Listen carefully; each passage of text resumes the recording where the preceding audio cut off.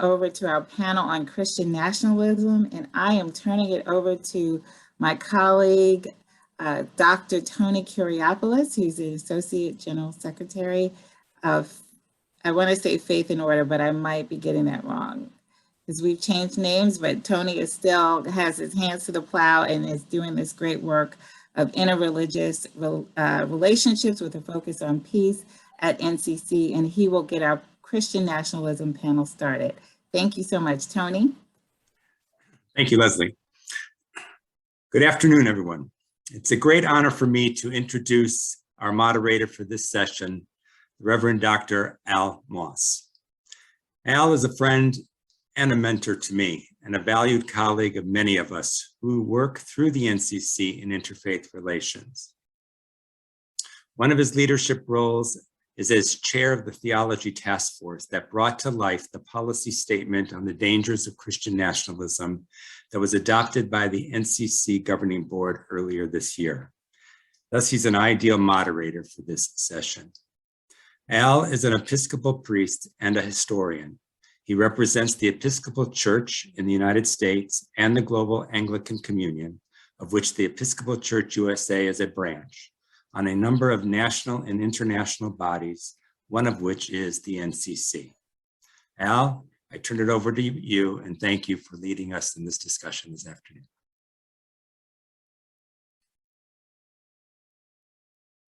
Thanks to you for a very gracious and generous introduction.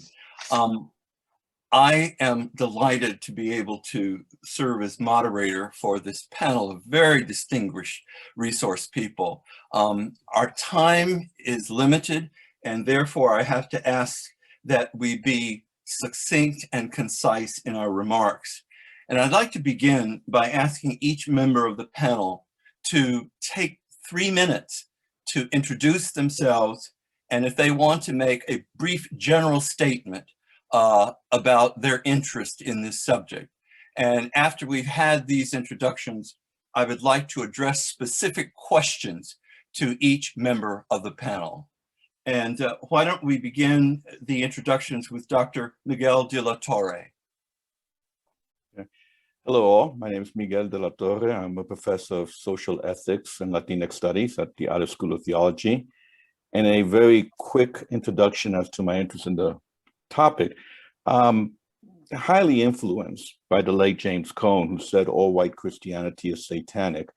I would continue that line of thinking by saying that all Eurocentric Christian and philosophical thought are detrimental specifically to communities of color because they are designed to exclude us, either consciously or unconsciously.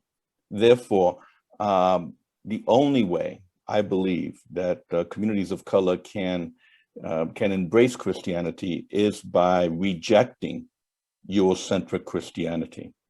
Jose Martí, my intellectual mentor, said, El vino de plátano y si sale agrio sigue siendo nuestro vino, which I'll translate, we will make our wine out of plantains, and even if it comes out sour, it's still our wine. So the question then becomes, we have to stop pouring our liberationist wine into Eurocentric wineskins, because that would be disastrous for both. Thank you. I'd like to turn now to Dr. Susan K. Smith. Hi, I'm Reverend Susan K. Smith. I'm in Columbus, Ohio. I work with the Samuel DeWitt Proctor Conference, and I also have my own nonprofit here called Crazy Faith Ministries. And my latest book was With Liberty and Justice for Some, the Bible, the Constitution, and Racism in America. And I wrote that book because it made me angry as I read and studied. I'm not a historian like many of you are. I'm just a student of history. But I read a lot of history, and it just it made me angry one day when I realized that so many people, white people, who call themselves Christian, could lynch somebody on a Saturday night and go out on a Saturday night and go to church on Sunday morning and, you know, be good Christian people and even serve communion. It bothers me that people who call themselves Christian nationalists use the word Christian, because I think that if you are a Christian, you need to do what Jesus said to do. And there is nothing in what Christian nationalists do that even approximates what Jesus said to do. And so it is very dangerous. I believe that it is an ideology which uses the name of not even Jesus, but Christ, to give it some chutzpah, some validation, but it is a very dangerous thing, and it really is not Christianity. Thank you very much. Now I want to call on the Reverend Jim Bear Jacobs. Hello, everyone. My name is Reverend Jim Bear Jacobs. I'm a citizen of the Stockbridge-Muncie Mohican Nation, which is presently located in central Wisconsin. I, however, am in Minneapolis, Minnesota, and I am the co-director for racial justice and community engagement at the Minnesota Council of Churches. And my passion to confront and dismantle Christian nationalism really comes from my being an Indigenous person and having pre-colonial memories of how the spirit moves in what we now call the United States of America. And I say pre-colonial because that's still even different than a decolonial understanding. And it's from these memories that I recognize that the spirit was at work here long before any of the colonial missionaries ever set foot on this land. And really, this notion of Christian nationalism, those two words should not be together. And I think the fact that those two words are a part of our vocabulary today is an indication that somewhere this Western Eurocentric Christianity has wildly gone off the rails. And I believe that the corrective lenses to get us back on track can only come from the marginalized communities that have been affected so deeply by this, that being particularly our Black, Indigenous, and people of color communities. Thank you. Now I call upon Dr. Obery, the Reverend Dr. Obery Hendricks. Yes, pardon me. Good afternoon, everyone. So nice to be here, and thank you for convening this important panel. I'm Obery Hendricks. I'm a professor emeritus of biblical interpretation at New York Theological Seminary. I'm a visiting scholar at Columbia University now, and I also teach for this year at Yale Divinity School. My most recent book, Christians Against Christianity, the reason I wrote that book was really because I see Christian nationalism as a demonic force, demonic in that it has perverted and distorted the basic teachings, of course, of Christ in the name of Christ, which is what First John helps us understand is anti-Christianity or an anti-Christ ideology.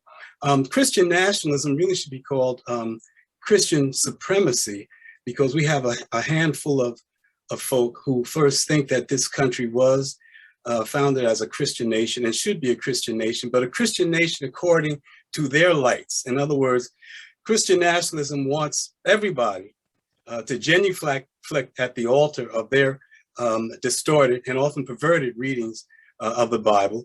And Christian nationalism is also inextricably intertwined with white supremacy.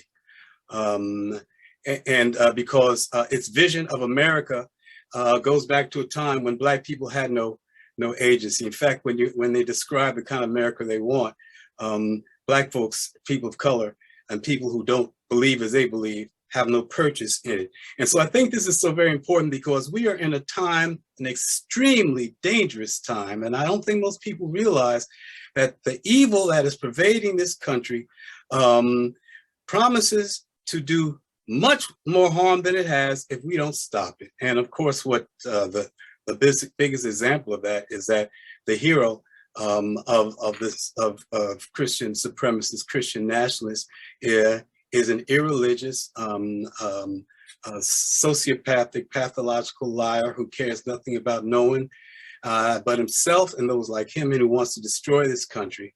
And so I'm glad we're talking now, but hopefully it's just one more step in fighting against this evil that seeks to pervade our lives and to destroy the future of our children. Thank you. Now let's hear from Professor Dr. Philip Gorski. Hi, real pleasure to be here. My name is Phil Gorski. I teach sociology and religious studies at Yale, and I've been working on religion and politics for a long time and on Christian nationalism now for about 10 years. And I think I've got a new book coming out called Flag and the Cross, White Christian Nationalism, the Threat to American Democracy. And I agree completely with Reverend Dr. Hendricks' analysis. And I would put an even finer point on it and just say that that Christian nationalism is one of the oldest currents within American culture. I think it goes back actually to the late 17th century, and it has always, from the very beginning, been entwined with white supremacism. And as the demographics of the United States have changed, it has become increasingly incompatible with democracy in any form, and is taking on an increasingly authoritarian direction, and is becoming, I think, probably the greatest threat to American democracy since at least the Civil War. Yes. Thank you very much. Now I call upon Dr. Sarah Riccardi-Swartz for words of introduction. Thank you so much. And thank you to all my fellow panelists. This is such an important conversation. I am a postdoctoral fellow in the Recovering Truth Project at the Center for the Study of Religion and Conflict at Arizona State University. And I work specifically on Christian nationalism, democracy, and conversion in the United States. I actually have a book coming out in the spring about Christian nationalism. I'm focused on not only excavating the history of Christian nationalism in the United States, but looking at the different varietals produced from the poison vine of Christian nationalism in our liquid moment of American history, and what that might look like and how it takes different shapes, shapes that are different in different types of religious practice and belief. So I specifically look at how Christian nationalism takes on its horrific shape among converts to the Russian Orthodox Church, and what that looks like in practice and what that means for our democracy. Thank you so much. Thank you. Now, may we have words of introduction from Dr. Amanda Tyler. Thank you, NCC, for hosting this necessary conversation, and for my co-panelists. I am looking forward to learning from you all today. I lead an organization, an advocacy and education organization called BJC, or Baptist Joint Committee for Religious Liberty. And my colleagues and I started studying Christian nationalism intensely about 3 years ago. It was in early 2019 that we started talking about what we could do to counter what we saw as a rising tide of Christian nationalism in American culture. We took a long view, knowing that Christian nationalism, as others have said, is not new, and in fact is so foundational to our culture as American Christians to be deeply ingrained. But we saw more and more instances of it, more and more violent instances of Christian nationalism. We knew it was time to organize a response and a place for resources for Christians specifically looking to counter Christian nationalism. And so BJC, working with ecumenical partners, including NCC leaders, launched Christians Against Christian Nationalism in July 2019. We host a website, christiansagainstchristiannationalism.org, where you can find a host of resources on the topic and an opportunity to take a public stand as an individual Christian against Christian nationalism. We hope to help define Christian nationalism, which we define as a political ideology and a cultural framework that seeks to merge American and Christian identities, and in so doing distorts both the Christian faith and America's constitutional democracy. Christian nationalism is not the same as Christianity, but at the same time, we can't fully separate the two, no matter how much we'd like to do it. It's a political ideology and a cultural framework, but it's really more about identity than religion. Last week, Dr. Jamar Tisby wrote in his Substack called Footnotes, White Christian nationalism is the greatest threat to the witness of the church in the United States today. And I wholeheartedly agree with Dr. Tisby. White Christian nationalism masquerades as Christianity in our society and often in our churches. It confuses the power of the state with the power of the gospel. It worships success and domination over service and love. And I would add to Dr. Tisby's description that white Christian nationalism is also the greatest threat to religious freedom for all, because it creates in-groups of white Christians and out-groups of everyone else, and it betrays principles of religious freedom for all and pluralism that are so foundational to our constitutional democracy. So I see Christian nationalism as pervasive and dangerous, and it will take the work of Christians willing to face Christian nationalism in our society, in our churches, our theology, if we're going to recommit ourselves both to our own faith and to helping stand up and protect the faith freedom of our neighbors. Thanks. Thank you for your remarks, Dr. Tyler. I'd like to follow up by addressing a specific question to each member of the panel. And after the response is given, and our time is limited, perhaps there could be one or two comments or questions addressed to that person. And Dr. Tyler, I'd like to begin with you.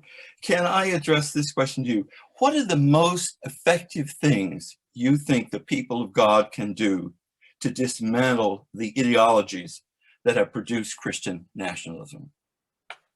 Well, I mean, first off is just learning to understand what Christian nationalism is and to be able to recognize it in our culture. When we started this project, Christians Against Christian Nationalism 3 years ago, Christian nationalism did not have the same, I think, currency in our vocabulary as it does now. And it's thanks in parts to many of our panelists here today who have really done so much work to put Christian nationalism into, but still, when I speak to groups, people still ask, well, what do you mean by Christian nationalism?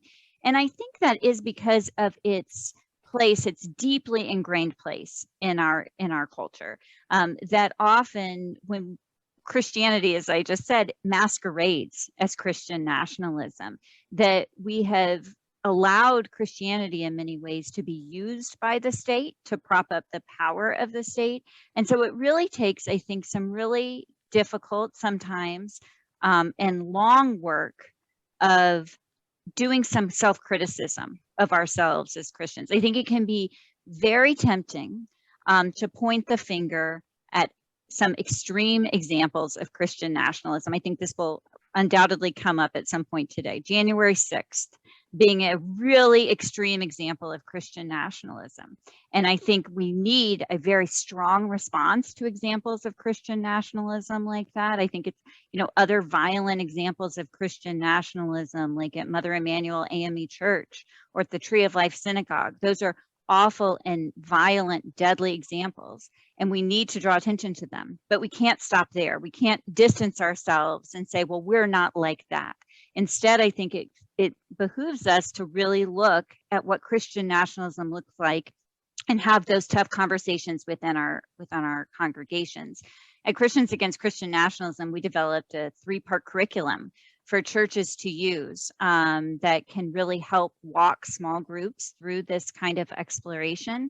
And again, really talks about trying to locate Christian nationalism in our close-in communities, not pointing fingers outward. And I think that it's that kind of work that really looks at how Christian nationalism is at odds with our calling as Christians, our faithful walk as Christians, and with the I think the bedrock of our faith that is really necessary if we're going to dismantle it. Thank you very much. Does any member of the panel have a question for Dr. Tyler or want to expand on anything that she said? Briefly, please. I'd like to say I'd just like to be in touch and to be, be supportive and to get some of your research and your publications. I look forward to working with you. Thank you so much. This issue is so big. It's so pervasive. It's so ingrained that it takes all of us working together. And I think that has been a real benefit of organizations and panels like these, that those of us who are working on this issue can meet and collaborate. So thank you, Dr. Hendricks. I will be in touch. Thank you. Question for Dr. Sarah Riccardi-Swartz.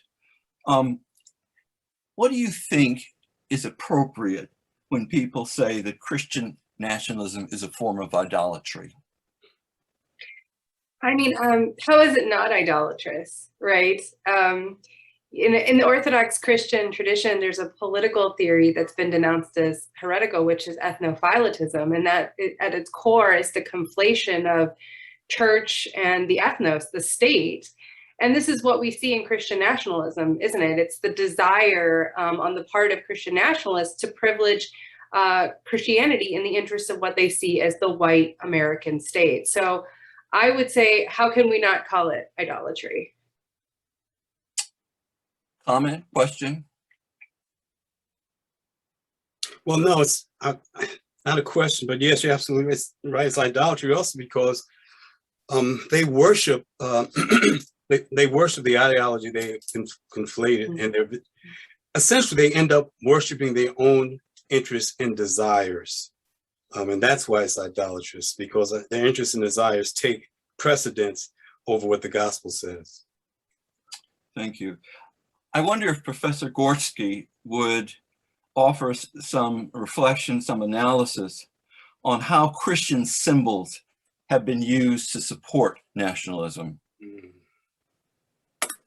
Sure. So, in a way, the first thing to say is that Western nationalism are almost all, at least partially, rooted in a Christian supersessionist appropriation of the Hebrew notion of a chosen people that is divinely ordained to occupy, a particular territory.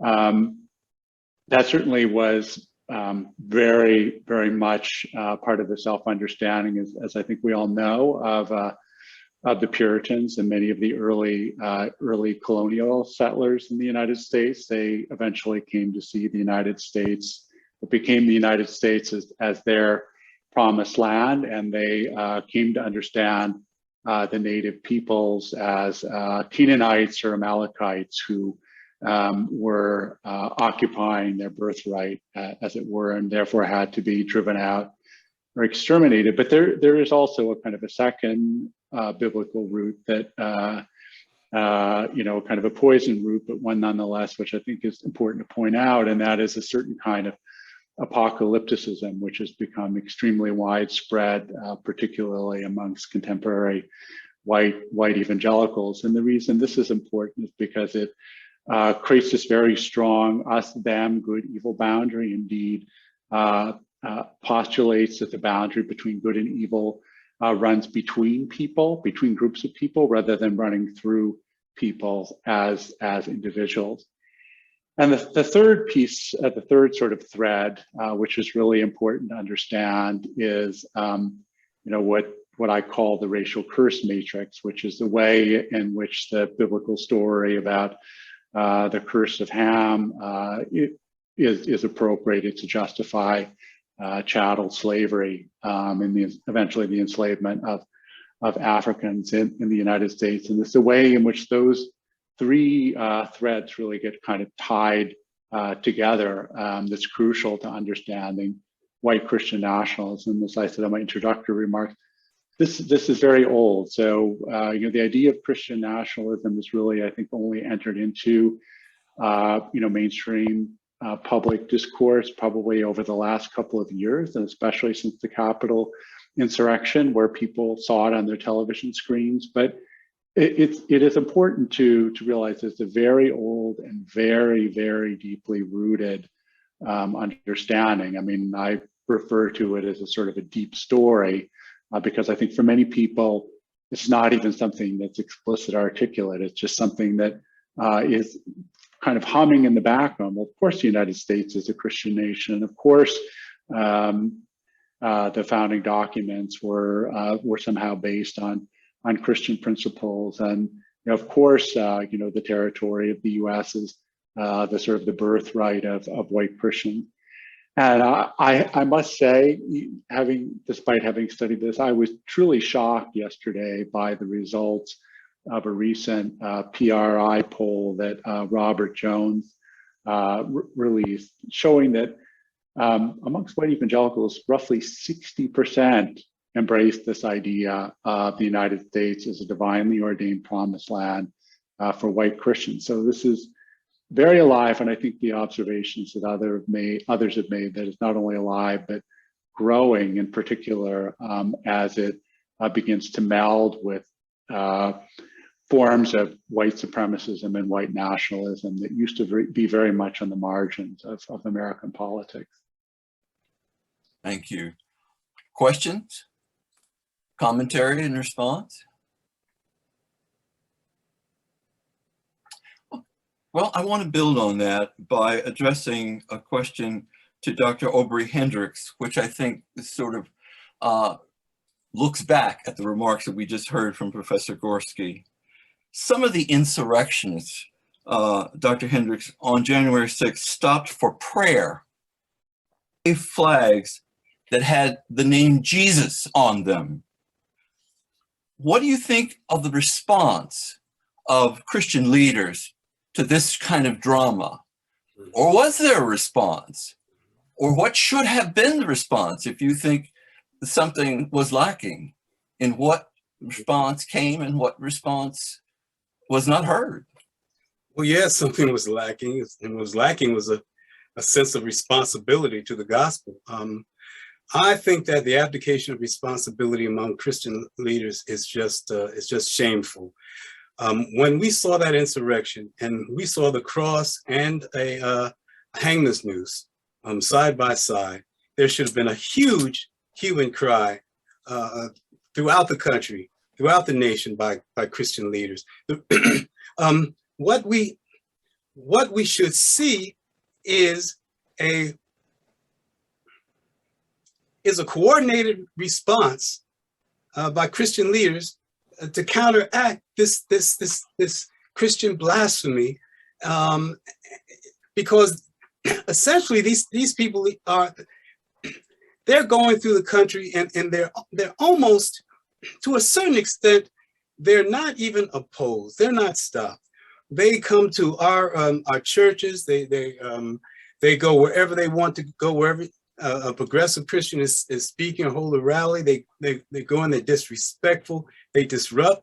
On our side, though, we barely peep at all. So what we need to do, I think, is first, well, building on what Sister Tyler said,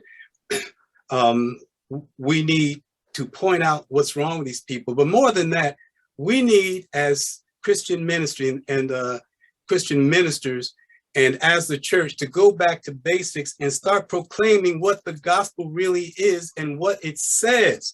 Because when you do that, when you talk about loving your neighbor being being one of the two greatest commandments, when you talk about loving about Matthew 25:31 through 46, and as you have not done it to me, you have not done it to the least of these, you have not done it to me, so you go off into hell. We need to lift up this is the way that we will be judged, by how we treat people, how we love each other. We need to lift up that mishpat, justice, is the preeminent basic ethic of the biblical witness. And sadaqah, doing justice, doing right in society, is secondary, meaning social justice is a foundation. We need to lift this up to counteract the hegemony of these folks. To the extent that we don't, we betray the cross, we betray the gospel, and we allow forces of evil to take over this land. It's like the old song about you can have this whole world, just give me Jesus. Well, we're not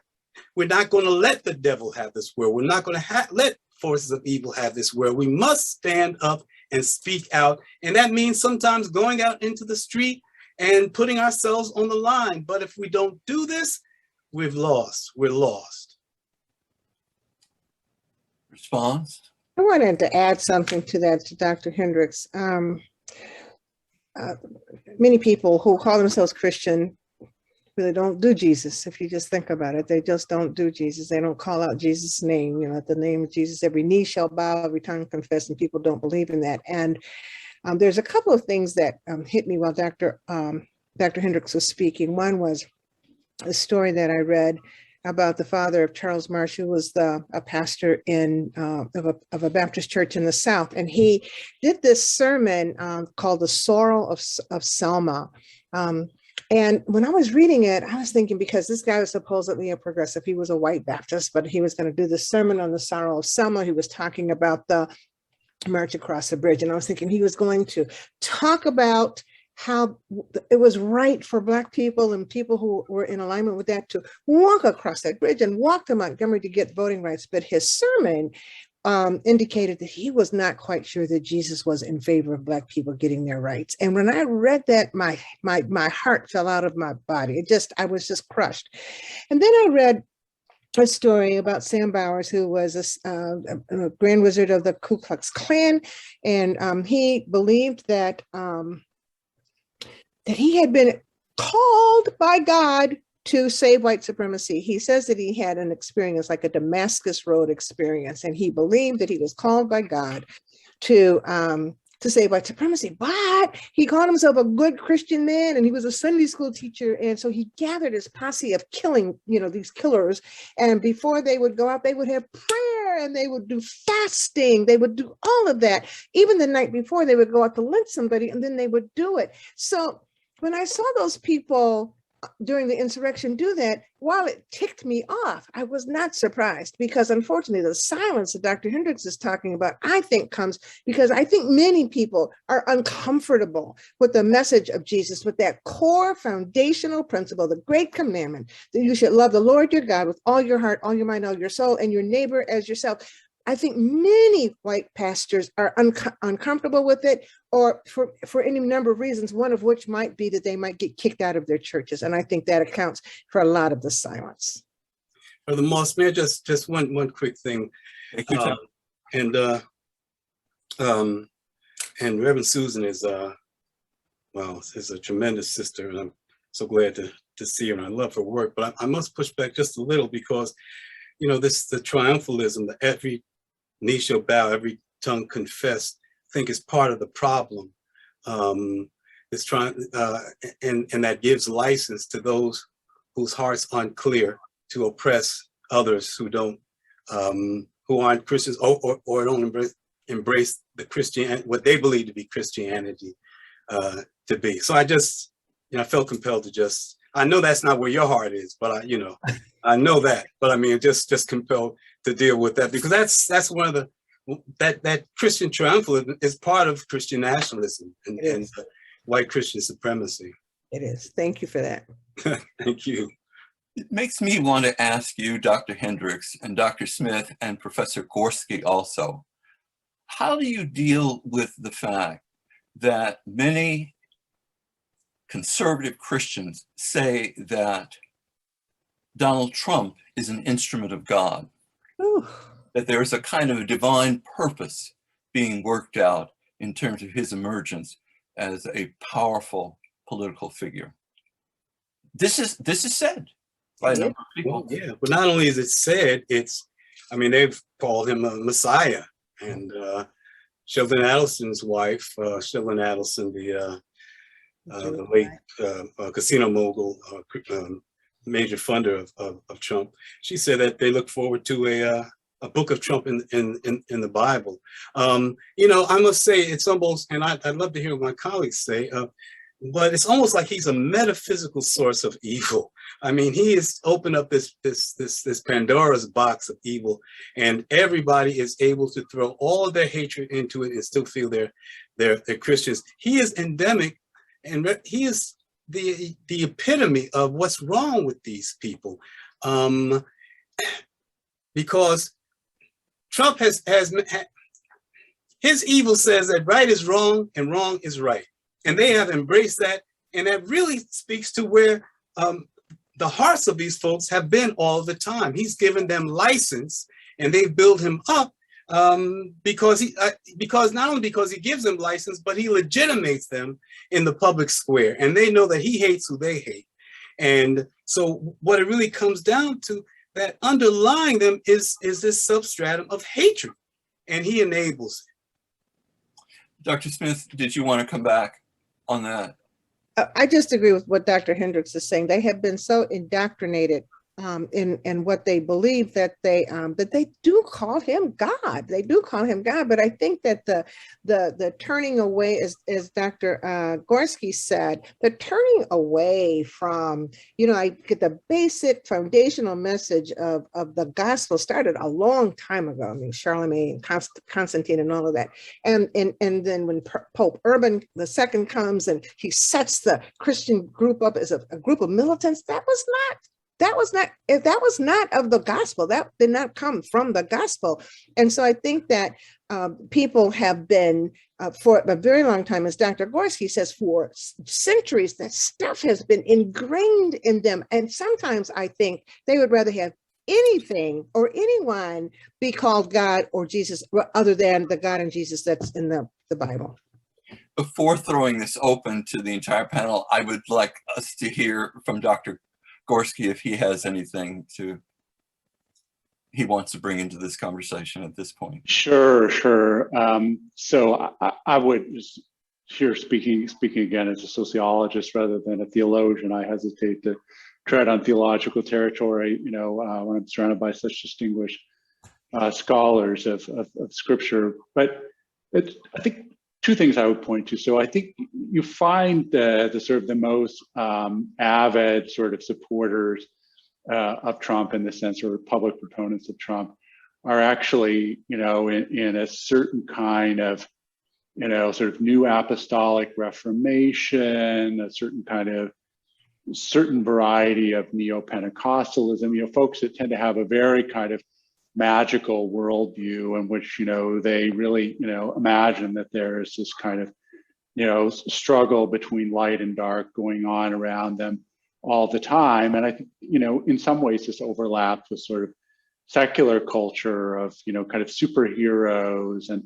comic books and stuff like this. So, you just as often see Trump, as Rambo or Superman as you do, images of him as, Jesus or King Cyrus or King David. I mean, I think there's a kind of magical, Marvel universe worldview that's really, and part of the reason for this is because honestly, there's in a lot of these circles, there just is not a theologically trained clergy that's able to exercise authority, just because there isn't much, kind of clerical authority in some of these communities, or as a couple of the panelists have meant, they're sort of afraid to, because they're afraid of backlash from their parishioners. So a lot of the folks, I think, in the denominational hierarchies just keep quiet, and that allows these sort of public figures, many of whom have no theological training, the Paula Whites and the Eric Metaxases and so on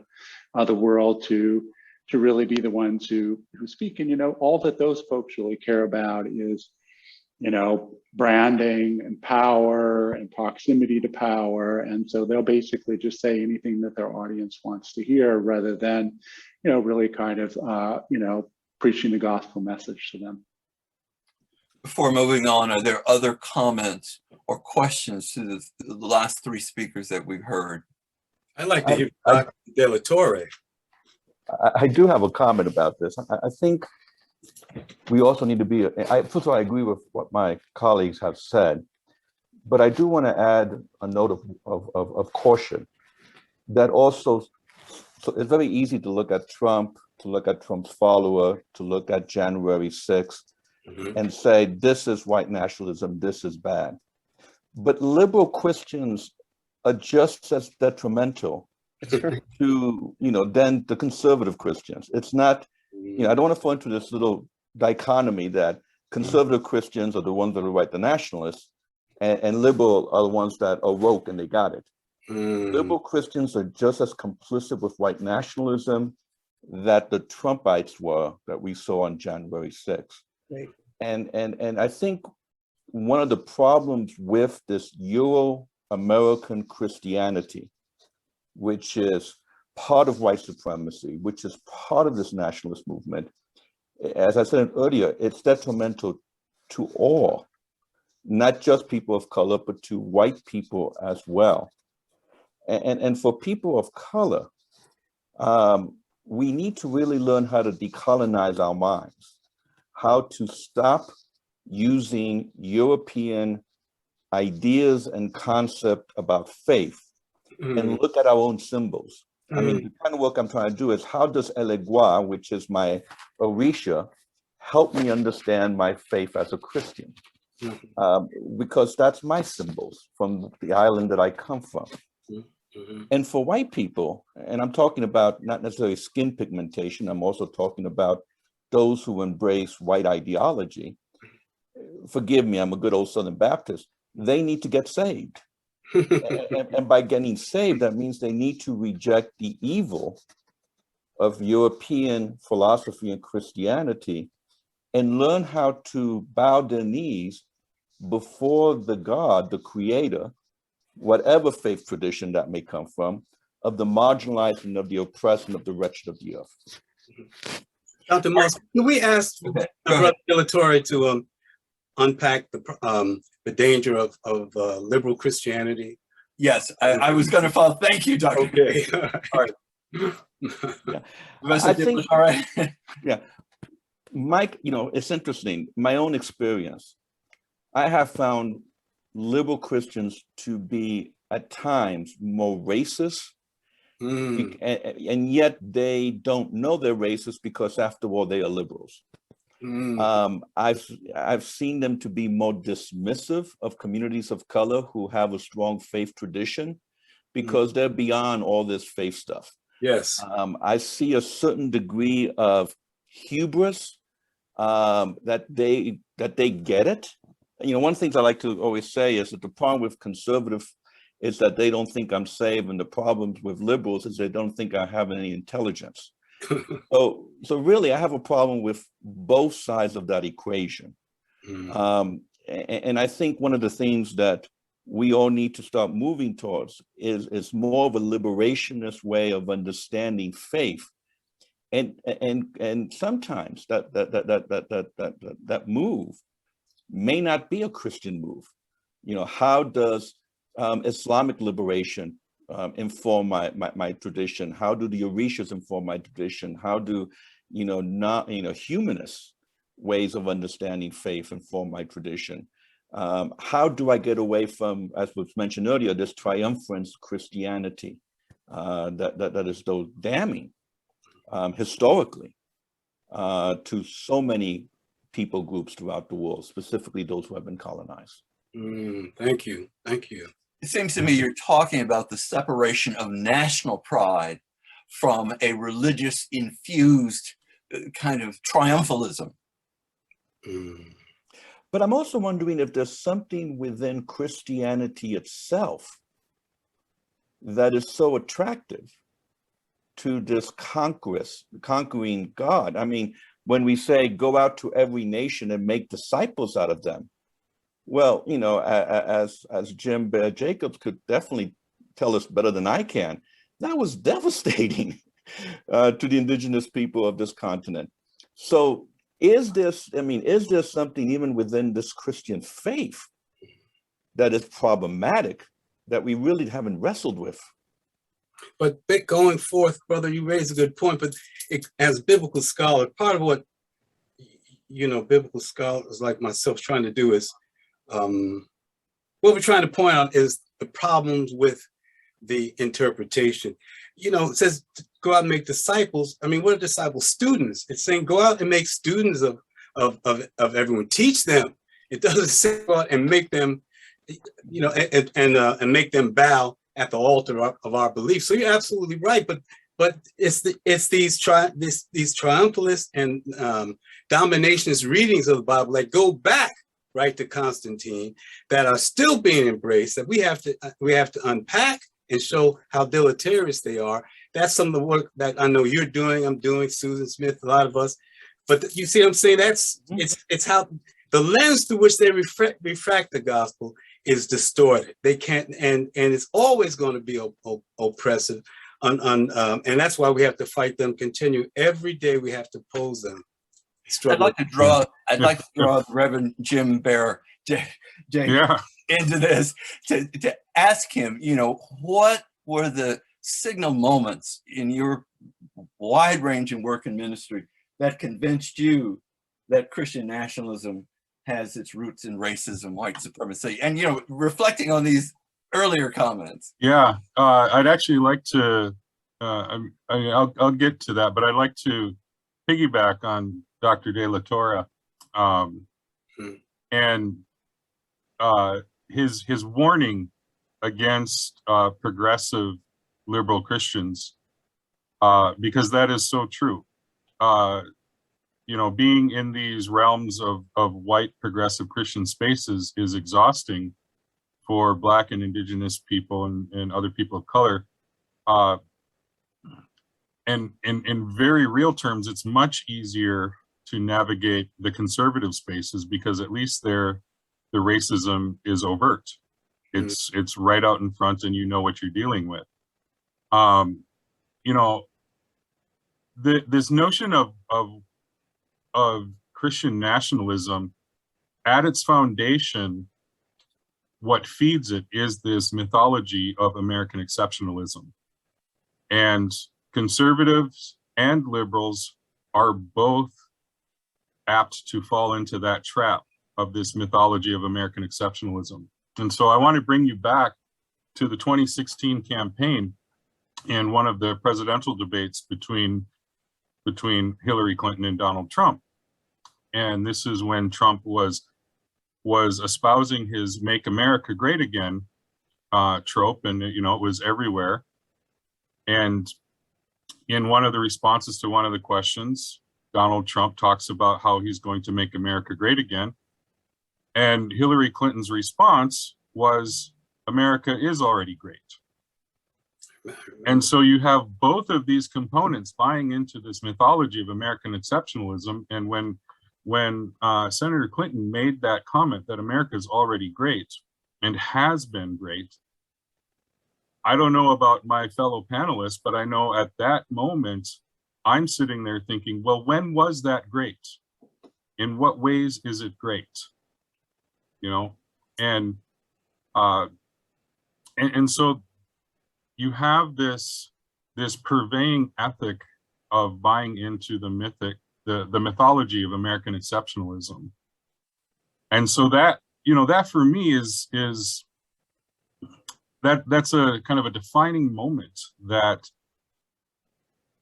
you know, sure, we can all look at the insurrectionists on January 6th and we can identify the common enemy, you know, I mean, it's a strong language, but this is a strong topic, but we can identify that which we oppose very strongly and easily. But when you're dealing with, you know, sort of our liberal heroes, you know, and I am familiar with the church that Senator Clinton attended when she was in Washington. I preached at that church. I know the pastoral staff, and they are all very good progressive Christians. But somewhere in there, there's this sort of unchecked ethic of American exceptionalism. And that is a dangerous ideology, because it very easily, you know, it's the same coin. It's two sides of the same coin on this American exceptionalism.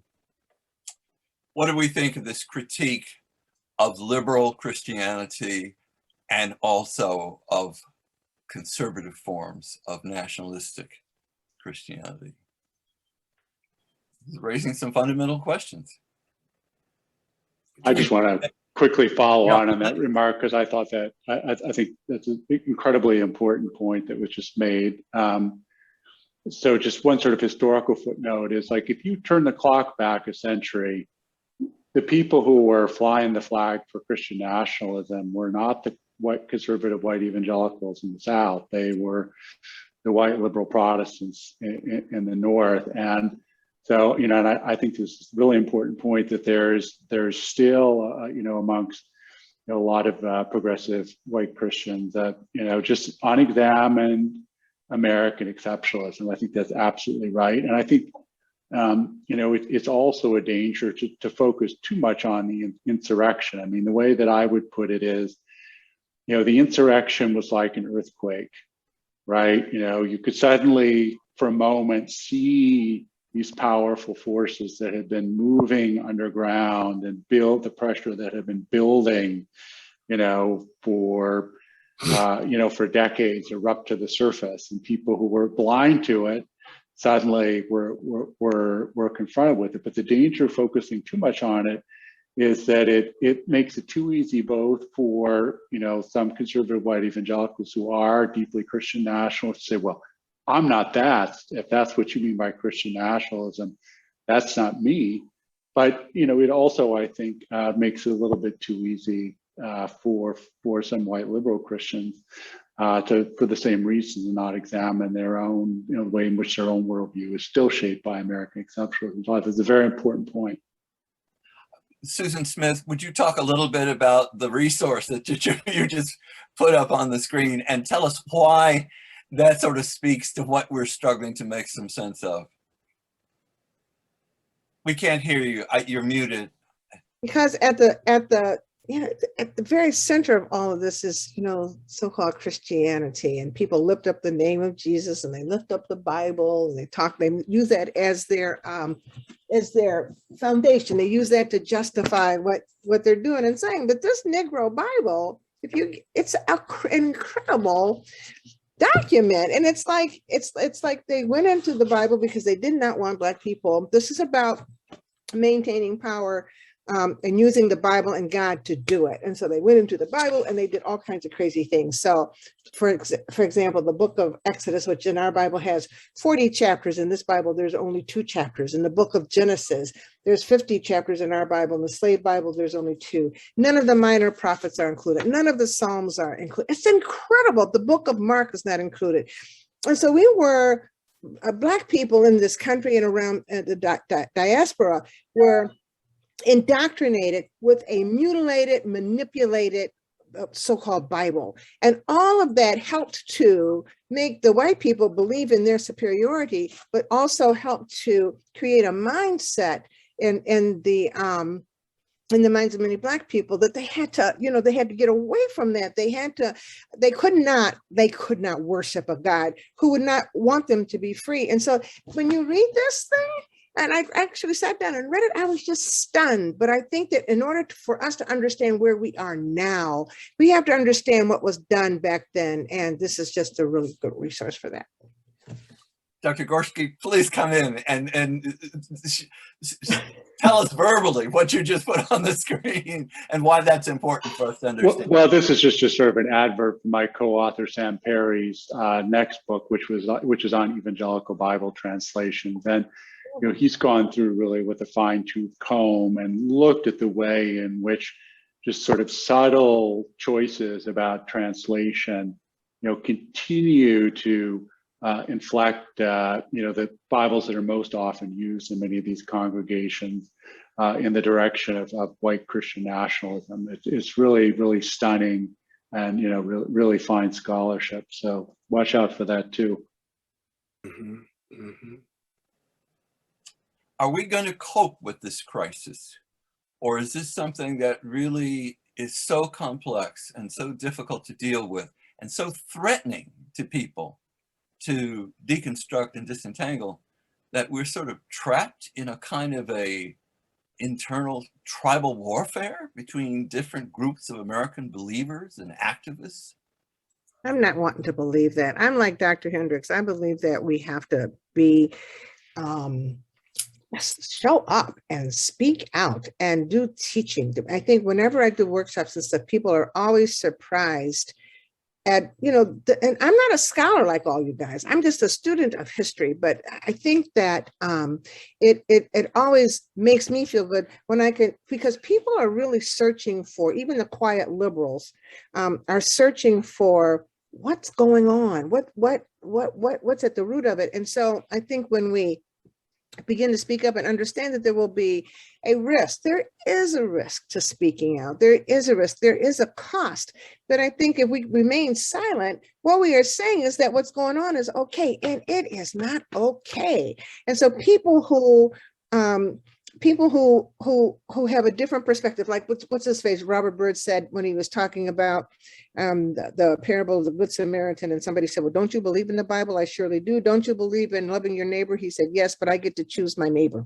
I mean, that's the kind of mindset stuff that we have to fight against, and we have to lift it up, and we have to share it with people so that they hear something that they haven't heard, because we don't hear this kind of stuff. We just believe that, everything is good and America is exceptional and Jesus is Lord and all that. But in actuality, it's a mess. It's a mess. And I think we who know better have to tell the story and bring the mess up so that people can see it and hear it and then deal with it. Mm-hmm. Dr. Gorski, I'm going to ask, do you think there are groups of Americans who are unable to enter into dialogue around these issues because the threat level is so intense to them, to who they think they are, to who they want to be, to what they think this country should be all about, and what they think they want to pass on to their children? Can we bridge, all of these divisions and divides? I'm asking you as a sociologist, really, In some ways, this is a question really for folks who are, sort of more on the front lines than I am, and not locked up in the ivory tower the way that I am. But my feeling is, there's no way we can unite all Americans. I mean, there are some people who are just too siloed in at this point. And but what I do think that we need to do is that we need to build a very broad. The reason that fascism was successfully resisted to the degree that it was often because there was a popular front that was built between people who disagreed about a lot of things, but they at least agreed about democracy and the threat of fascism. And I think that's the kind of coalition that we need to build today. And I think that is possible, even if it won't be easy. I think part of what we need to do is spend more time calling out the leaders of this movement and less time shaming the followers, because look, a lot of the folks who are Trump's followers, I mean, they're in pain, they're in distress. I mean, not all of them, but a lot of them are really are in pain and distress. And some of them I think are still reachable, but I think it's really the churches really are going to play an important role. If this succeeds at all, it's not going to be because a bunch of secular liberals show them a bunch of PowerPoints and a bunch of results of a bunch of surveys. It's going to be because people who know how to speak the language of the gospel talk to these folks and speak to them as Christians. And I do think there's potential there. And I think the other bridge that really has to be built is a bridge to some secular progressives, who have to understand that there's been no major successful movement of social reform in this country that has succeeded without the churches being behind it. And that is just the historical fact. That's right. May I say, I think, your example, Dr. Gorski, was a great one about fascism, because I think we have to realize we really are in a war. I mean, let's face it. And the reason why folk could coalesce against fascism is because they realized that they were in a war. They realized what the stakes are.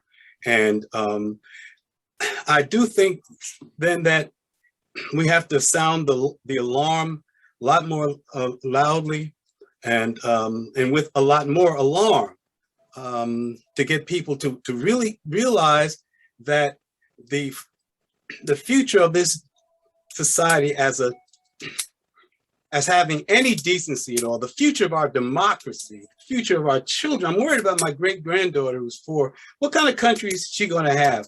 And so we have to stand up. I think the church, we're going to have to raise some heck with 2 L's, and yes, and call out not only the charlatans, and yes, brother Jim Bear Jacobs, I'll use the word enemies. We have to call out the enemies of the Gospels and of decency, but we also have to call out the namby-pamby ones who are sitting around and who are too lazy, too comfortable to really embrace the radicality of the gospel and to mobilize their people. We have to start shaming folks, calling folks out, because this is just too dangerous a time for us to not see it as warfare.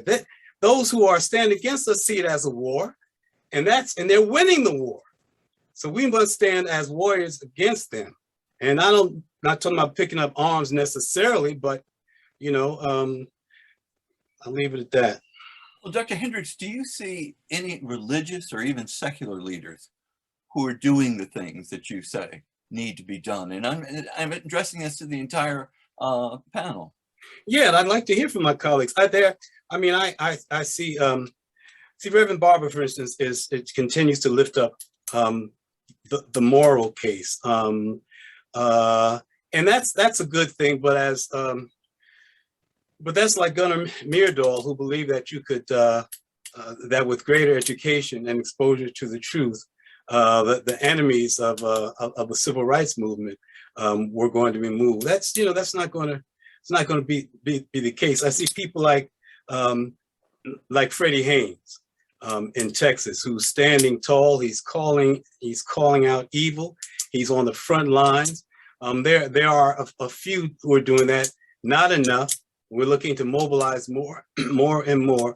But it's really just a small remnant. But that's all right, because in the civil rights movement, it was a very small remnant of religious leaders. But they coalesced. They came together. They were in dialogue, and they were clear on what they were facing. And we must help our people become clear on what we're facing. I wonder if there are other people that members of the panel can point to who are modeling out, behaviors and ideas and thoughts that might get our country out of this ditch. Yeah, I'll lift up some incredible indigenous leaders. Now, I wouldn't put the label necessarily of Christian leaders on them, but I think in our fight for our nation, we have to broaden our ideas of who are the prophets among us. And the bottom line is we have Christian nationalists because they are served very well by this national system, by the systems in our country. Christian nationalism, white nationalism is an attempt to protect white wealth, white privilege, and white power. And there is a reckoning coming. There is a reckoning coming. I'm here in Minneapolis, which was for the last year was the epicenter of racial reckoning. My city was literally burning, and in the midst of a pandemic, there I am doing the calculus. I'm out on the street because there was a demand for justice, and it needed to happen. And we had in 2016 we had the Standing Rock out there in North Dakota because an oil company wanted to violate the sovereign indigenous rights of the nation of Standing Rock. Right now in northern Minnesota, we have another oil pipeline that's violating sovereign rights, and we are seeing that there is a reckoning coming because there's an environmental crisis that we are on the threshold of, and we know that this environmental crisis is going to affect people of color first and worse. We're going to bear the brunt of it. This is true. It has been true throughout the industrial age.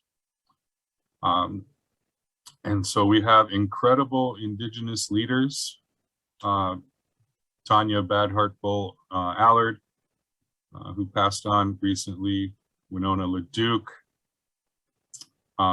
Tanya Abud, These are names I don't expect many of you, my panelists, to know, but they are leading an incredible fight for justice and literally putting their bodies on the line to make that future so that Dr. Hendricks, your 4-year-old grandchild, can live, like physically live in a world in which we can drink clean water, in which we can do away with why it is that Black children have 4 times the level of asthma as white children, because they get put in places of the cities where they literally burn the garbage, by the garbage incinerators in this. And so there's a reckoning coming, because when I talked in my introduction about a pre-colonial memory, we as Indigenous people, we have that pre-colonial memory, and we're perhaps the only ones in this nation that can legitimately say we remember a time when it wasn't like this in this land, when it was not like this. I wonder if you continue your analysis, Reverend Jackson, and do these heroic people who are acting, behaving, articulating the kind of message that makes sense to us who try to be people of God, are they finding allies in the political and economic power structure of Minnesota and Minneapolis? Yes, there are some, but I think even more importantly than that, they are finding allies within the religious community in Minnesota. So I was I don't know what my job was there. I was in an MC, a host of an interfaith gathering up in northern Minnesota. It was a direct action, kind of a day of direct action against the pipeline. We had over 2,000 people show up, and you got to understand, this is northern Minnesota. There's not amenities up there. You're literally sleeping in tents and stuff, but we had over 2,000 people show up. But more importantly, we had I think close to 400 clergy people from around the country, from various different spiritual beliefs, to show up and hold vigil and put their bodies on the line. So they are finding, some of these brave leaders, and this Line 3 one, it's a movement led by Indigenous women, which I think is really incredible. They are finding allies in the political and civic sectors, but I think more importantly, they are issuing, though they're not Christian, they don't fall into the traditional world religions, they're not clergy, but they make calls for spiritual leaders, for religious leaders of all faiths, and there's overwhelming response to that. And that to stand there, and there I am in a circle with Indigenous grandmothers and rabbis and imams and Sikhs and Hindus, and standing there, and we're all there united in common spirit to create a world that is sustainable for our children and grandchildren. That's very. I wonder if I could add a note of hopelessness to this conversation. I think one of the problems of Eurocentric thought is this idea of salvation history, that everything's going to work out, that we're somehow in an upward progression, and at the end there'll be a moment of salvation. In a book I wrote a while back called Embracing Hopelessness, one of the arguments I make is we really are screwed. When a major portion of this country believes that violence is the way to maintain their power and privilege and profit, that a coming race war is inevitable, we have a problem, because what we know from history is that no group who has power, privilege, and profit ever willingly gave it up. It always ended in bloodshed. Unfortunately, the bloodshed of the oppressed. So I want to just be cautioned that while we do these great works and our bodies are on the line and we lift up individuals, we're not doing it, at least for me, as I try to tell my students, I don't fight for justice because I think I'm going to win, because I'm not. I fight for justice because it defines not only my faith, but more importantly, it defines my humanity. So I think this call for justice and looking at models that we want to emulate is extremely important. But we have to also recognize, I think, that those who want to maintain the present white Christian nationalism has most of the guns, most of the police force, most of the army, and they will fight until the last bullet to maintain that power and privilege. So when we call people to this fight, and it's a fight, unfortunately, when we say that we're in a war, the bullets haven't been flying yet. Well, I take that back. The bullets have been flying. Mm-hmm. So we're not talking about a metaphor of a war. We're talking about people are actually dying. My Latinx children are in cages on the southern border, destroying their lives for who knows how many, psychologically for the rest of their lives. So I just want to talk about how do we embrace the hopelessness of the moment as we move forward without any illusions that there's going to be an eschatology where it's all going to work out and we're all going to hold hands and finally sing Kumbaya. How do we deal with that hard truth, please? Oh, I think it's a hard truth, and I think it needs to be spoken. And, I think I'm in the glass half full or the optimistic side of the ledger in saying, what's our next best step? We are digging ourselves out of more than 300 years of history in this country of setting this up. It is going to take at least that long to get us out of this, right? And I think sometimes the inevitability of it, the pervasiveness of it, has inspired inaction, particularly by people who look like me. The idea of not addressing racism and listening to you all, I just, at core of the problem of Christian nationalism is racism. Christian nationalism, the language of it provides cover for white supremacy and racial subjugation. When the state of Mississippi took the stars and bars off their flag, what did they replace it with? In God we trust, a coded way to send the same message of white supremacy in a way that is much more difficult to take away. And as we were talking about people we would lift up, I went to the almost 25,000 people who've taken a public stand as a Christian against Christian nationalism. You can go to the website and read their names and see where they are, and even see in many cases where they go to church. And that idea, I really think that the way that we start to dismantle this is conversation by conversation, congregation by congregation. And so people who are willing to put themselves out there as being someone who's against Christian nationalism, and then to have the conversations with people who are in their church and in their family and in their social media feeds. That's the way we start to chip away at this problem. But Dr. De La Torre, I take your point. This is not an easy road that any of us have signed up for when we talk about taking on Christian nationalism. I want to ask for Sarah to come in and share her thoughts. And I'm sorry, I was so engrossed in listening that I was not watching the chat. No, that's fine, Dr. Moss. Push in. Don't let me do that again. I do want to echo Dr. Tyler's words about having conversations, right? I think I'm an anthropologist, and one of the important applied uses of anthropology is engaging with people in conversations, listening to them about the issues that they have, and which is often difficult. I lived for a year with a very, very conservative community, many of whom called themselves fascists, nationalists, white nationalists.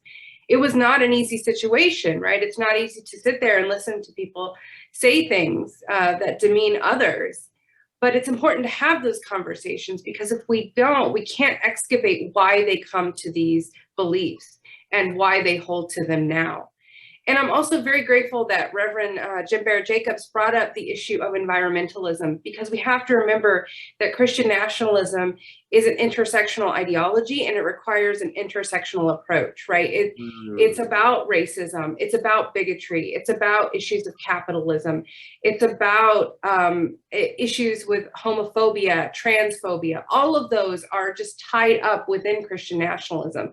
So if we don't look at the intersectional damage that it's doing, we can't have a valid intersectional approach to it. Good point. Good point. You know, and while conversation is important, I'm wondering if we can also begin to learn how to do subversive praxis. And what I mean by that is, when I look at communities of color, whether it be the indigenous community, they have coyote and spider. If I look at the African American community, they have bear rabbit and bear bear. My own Latinx community, we have Cantinfla and Pepito. These are trickster images. And I mentioned earlier, my Orisha is Elegua, who is the African trickster. So what I'm trying to do in some of my work is, how do I create an ethics based on the trickster that subverts the structures? Because if they have all the guns and all the power and the army and the police, to go against them is to get killed. So how do I be wise as serpent but gentle as dove? Is by playing the trickster and subverting these structures that are designed to oppress me. And I could give one quick example. The Young Lords, which was a gang in New York back in the 1960s, late 60s. I'm afraid I might be dating myself now. One of the things that they did was, at the time, the sanitation department would only pick up the garbage in Harlem and in Spanish Harlem whenever they felt like it. So the Young Lords swept up all the garbage, they put them in bags, put it on the street corners, and they called a sanitation department, who laughed at them, and said, we'll pick it up whenever. So they took those garbage bags, took it to 3rd Avenue and built a wall and then set it on fire. Of course, the cops came, beat them up, threw them in jail, but the New York Times also showed up and began running stories on the sanitation department. So now the sanitation department picks up the garbages on Mondays and Fridays in these communities of color. So how do we learn to play the trickster, which is so rooted in many of our communities, as a way of subverting and holding accountable the power structures to the rhetoric that they expound? The other thing the Young Lords did was they went to the Primera Iglesia Metodista in New York and asked them to have lawyers for the people, and to have food banks, and to have breakfast for the children. And the pastor called them a bunch of commies and threw him out. So they showed up one Sunday and they picked up the pastor, they threw him out, and they nailed on the wall the People's Church, and they did all these things for the community until, again, the cops came and arrested them and beat them up. So how do we hold these structures of power to the rhetoric that they expound? By playing the trickster.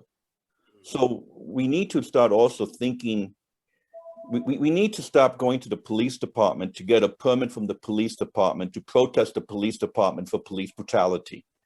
We need to begin to operate outside of the laws that those in power have created to allow us to protest, but change absolutely nothing.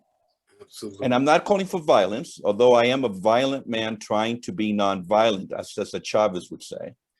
But I am calling to, how do we subvert these very structures that are designed so that nothing changes, but makes us feel good because we all carried a sign and protested.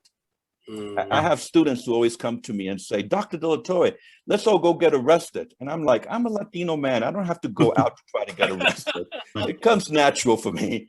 You guys go get your liberal badge of honor. How do, instead of trying to do the performance of activism, do we actually become subversive in the very praxis that we engage in? Yeah. So Dr. De La Torre, if I may, I'm inspired by what you're saying, and I think in some small way we're seeing some of that trickster mentality, that subversive mentality. So at the Minnesota State Capitol, on the east side of our Capitol Mall, there's now an empty pedestal where a statue of Columbus once stood, and it was torn down. And we're seeing this sort of anti-colonial vandalism taking place around the country. And I think it's beautifully subversive, because in order for those statues to be placed back on those empty pedestals, it would force the colonizing and governing forces to reaffirm their belief in white supremacy and in this nationalism. Absolutely. So we have that statue of Columbus. It's been over a year now. It's been almost 15 months, is still sitting in a warehouse.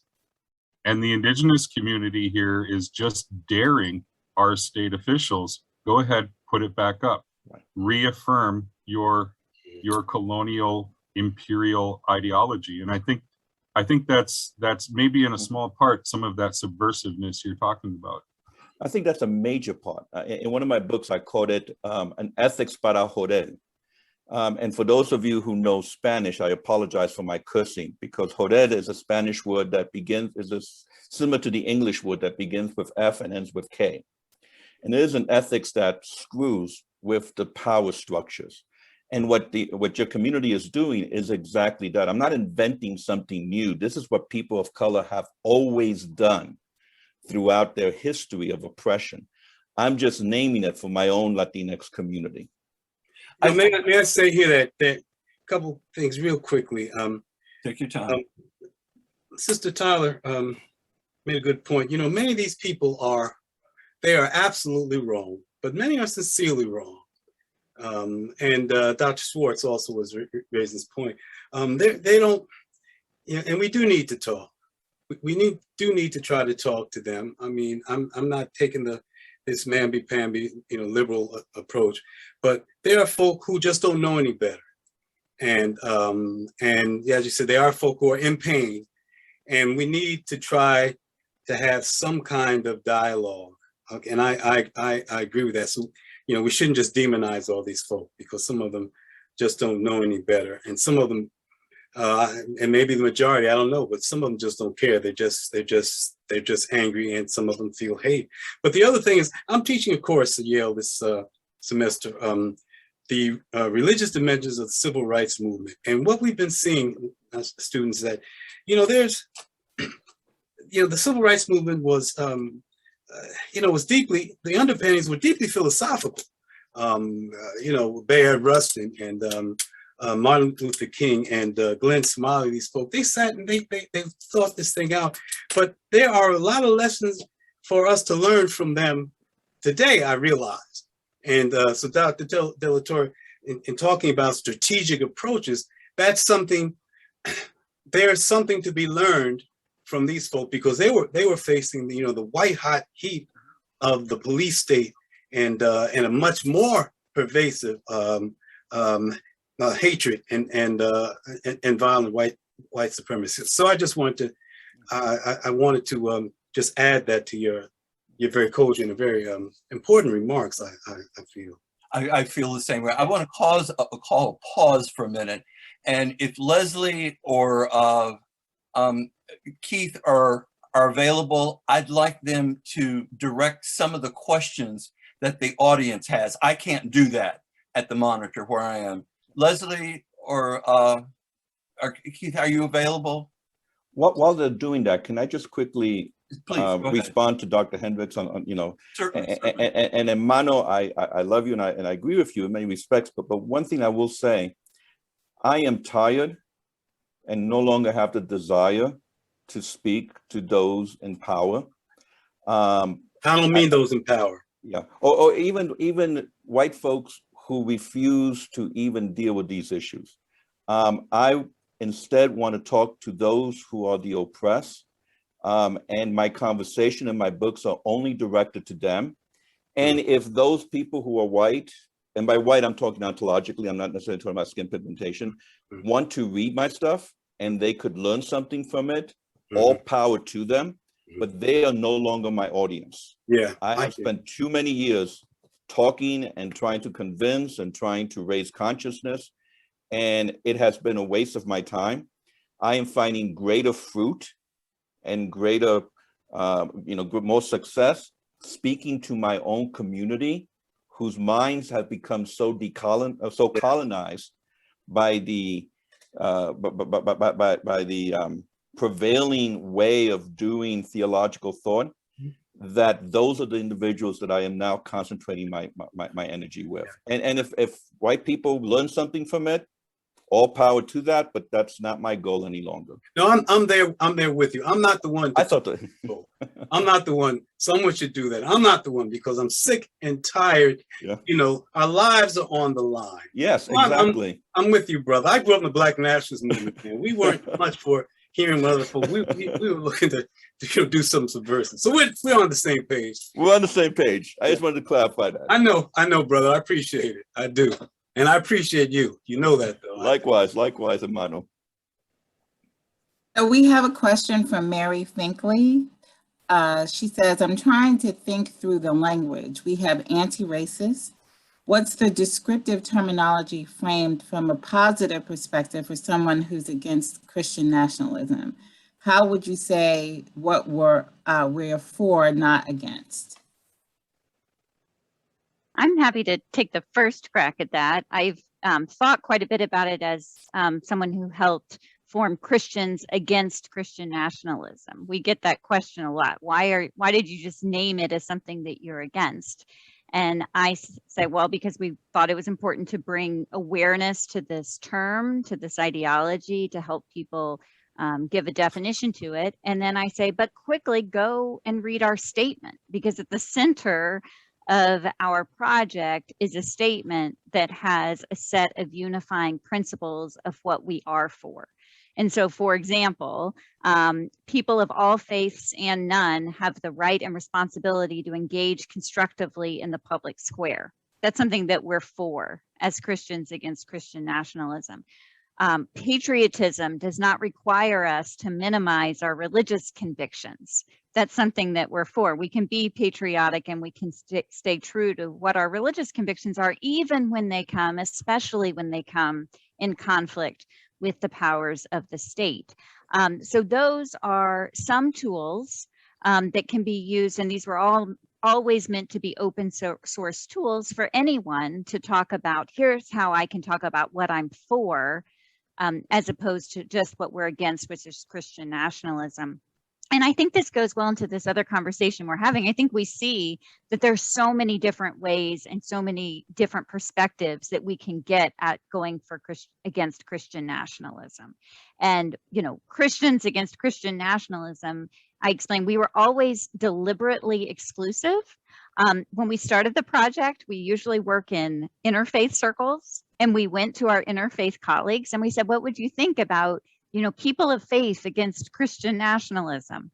And our friends from different faith traditions, said, I think that's a great idea. And I think it's your job, Christians, to go against Christian nationalism. And so I think that's what we're hearing here is if we're really going to get at this, we have to find, where is our power? Where is our voice? How can we make a difference from wherever we sit?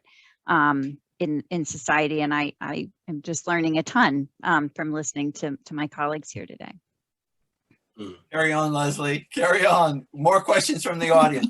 Let's end up by getting the questions from the audience. Yes, I know that there was a request, and you all saw it, for a reading list, and we will share that with all the participants because there's some great books and names on there. So that was the request was from Bertha Amisi, and we will definitely get that to everyone.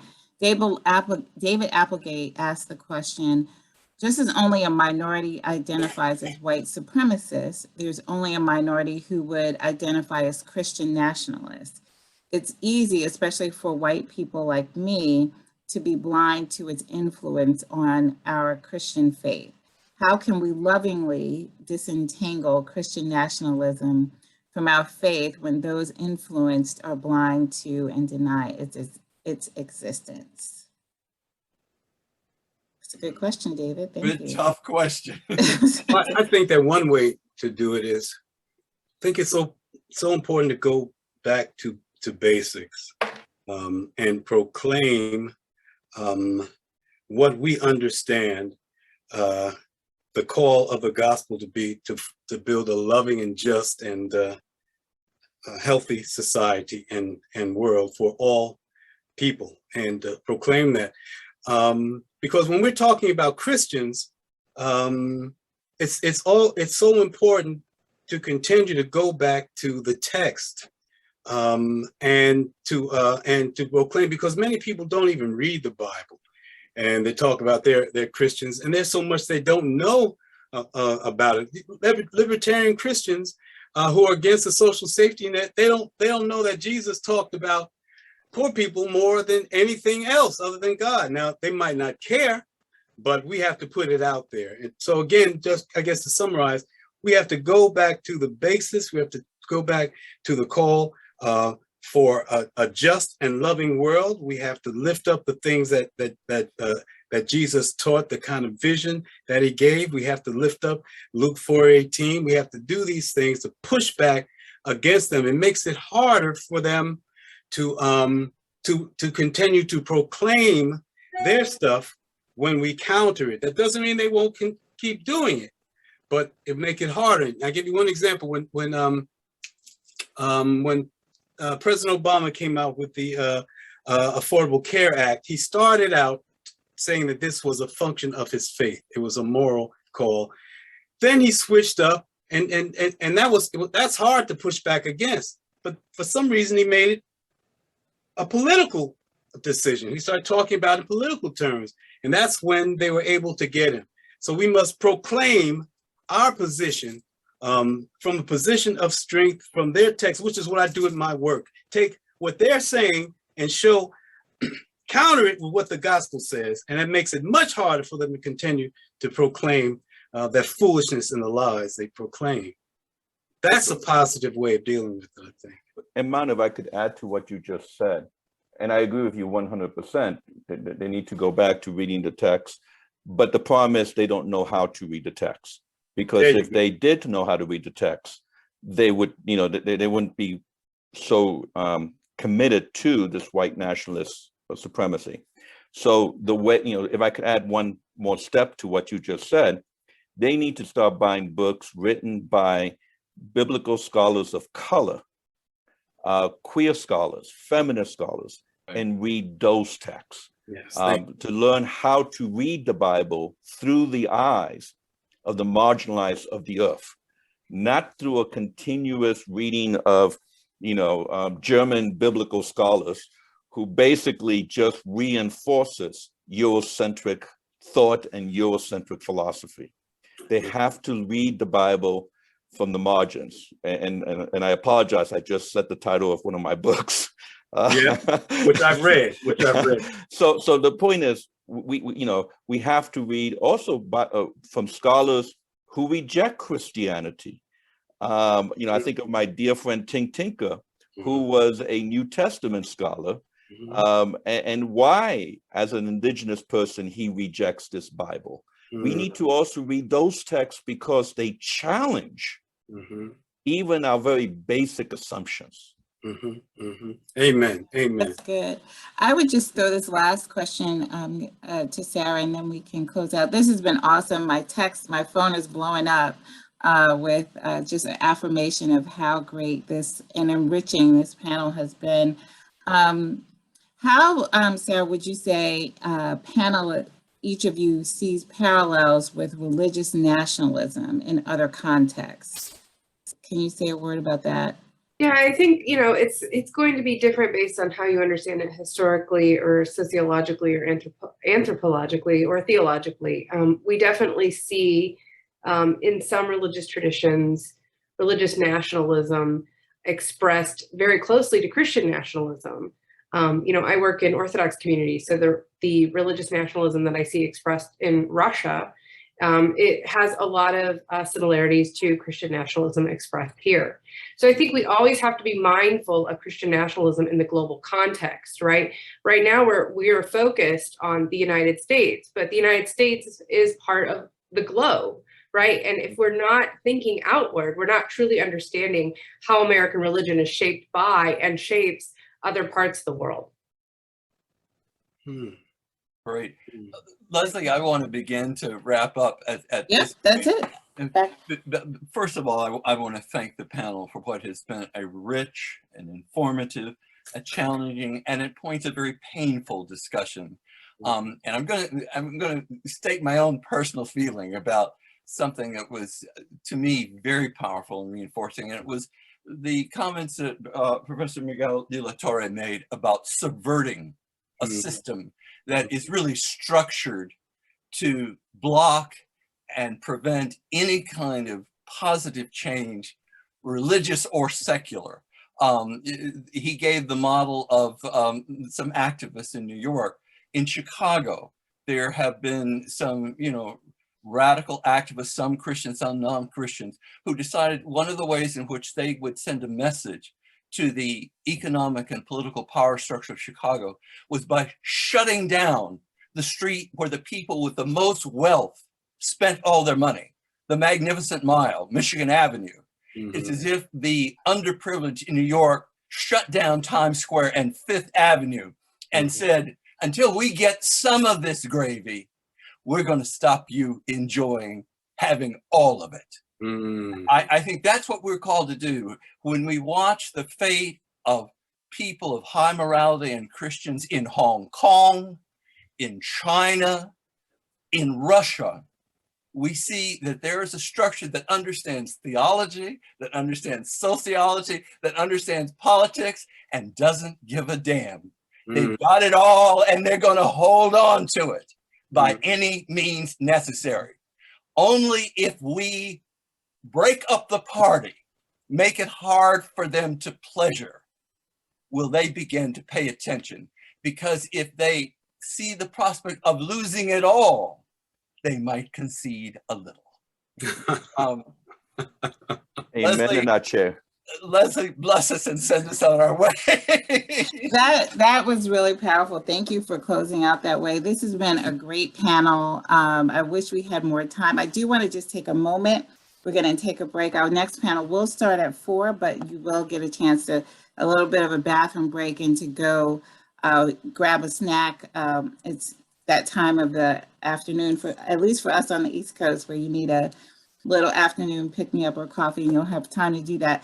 We did want, as the National Council of Churches, since Reverend Jim Bear Jacobs is on the call, to recognize the Minnesota Council of Churches, Reverend Jim Bear and Reverend Pamela, and Dr. Curtis DeYoung and Reverend Pamela. I can't read my handwriting, I'm sorry. It's Nungunjeri. Did I say that incorrectly? Nujeri, I'm sorry. I haven't talked to her in a while, but you helped us with our World Council of Churches event, the Pilgrimage for Justice and Peace back in May.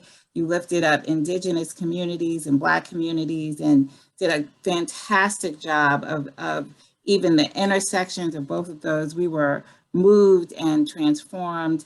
And we just want to thank you and acknowledge the work that you did to pull that together and all the work that you're doing. You have a Truth and Reconciliation Commission. You're leading the way in many ways on racial justice efforts. And so we are grateful to you. And you will receive something from us in the mail, but we wanted to just at least recognize you in this way publicly during our Christian Unity Gathering. So thank you, Reverend Jim Bear Jacobs and the Minnesota Council of Churches. And thank you. This panel has been fantastic. And I can't wait till we can figure out a way to do a part 2. Thank you, Al Moss. That was wonderful. And all of you for participating. We will take a brief break and be back at 4 o'clock. Thanks so much. See you all soon. Thank you.